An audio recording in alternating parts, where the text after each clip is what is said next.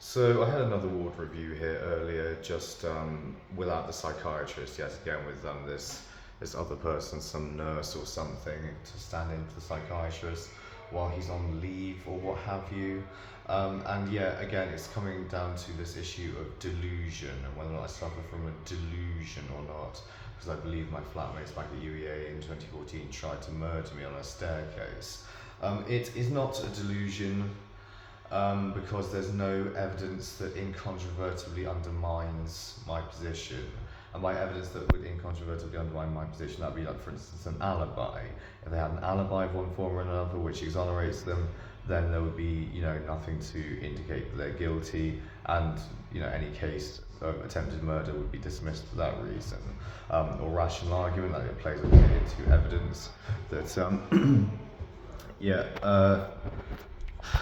Would undermine conclusively what I'm saying, i.e. be incontrovertible. However, like what she was trying to argue for, what other people were trying to argue for, was that, oh, well, there's no evidence for it, there's no evidence that anything happened, so you must be lying, or you must be delusional. Like, well, that's not what a delusion is. A delusion is a fixed firm belief held in spite of incontrovertible evidence or rational argument to the contrary. No evidence at all is not a delusion necessarily. It's just that no evidence has been presented yet, or no evidence exists, or no evidence has been gathered for some reason.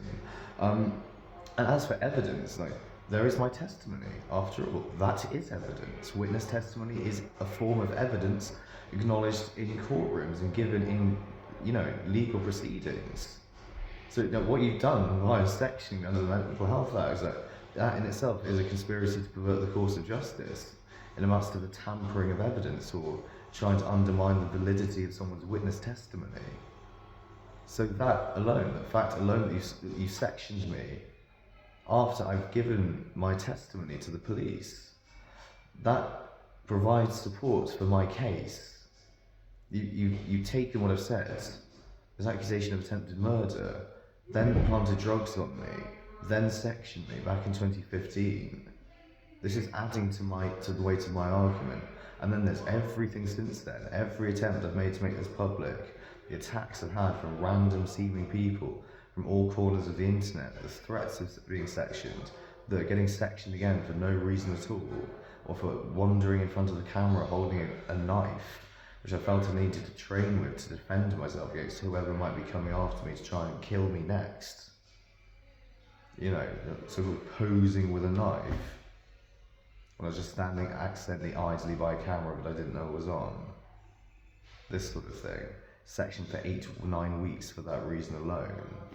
And, getting sectioned for any reason they can cook up, including now, for me rightly beating up my father when he was attacking me yet again. When will it end? When will this pit of desperate attempts to try and assert psychosis or assert psychotic illnesses, to undermine and tamper with witness testimony and the validity of that testimony, when will it stop?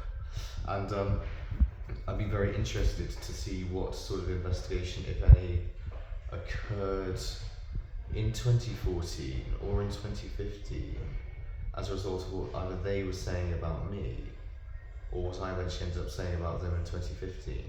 I bet they did nothing about it at all, that they didn't investigate it at all. This claim of very, very serious crime, like an attempted murder. Did they do anything at all? I bet they didn't. That in itself indicates a cover-up, and that in itself indicates guilt, clearly. We're going to have a Labour government soon. We will. Within a year we'll have that. Within a year Keir Starmer's going to walk into number 10. I reckon that's a foregone conclusion at this point. And he is our preeminent human rights barrister, and an awful lot of human rights violations have been occurring in my case, and I imagine in many other people's cases also. So we could be looking at a very sharply different paradigm when it comes to the elites among the healthcare system and the police force, I'd have said.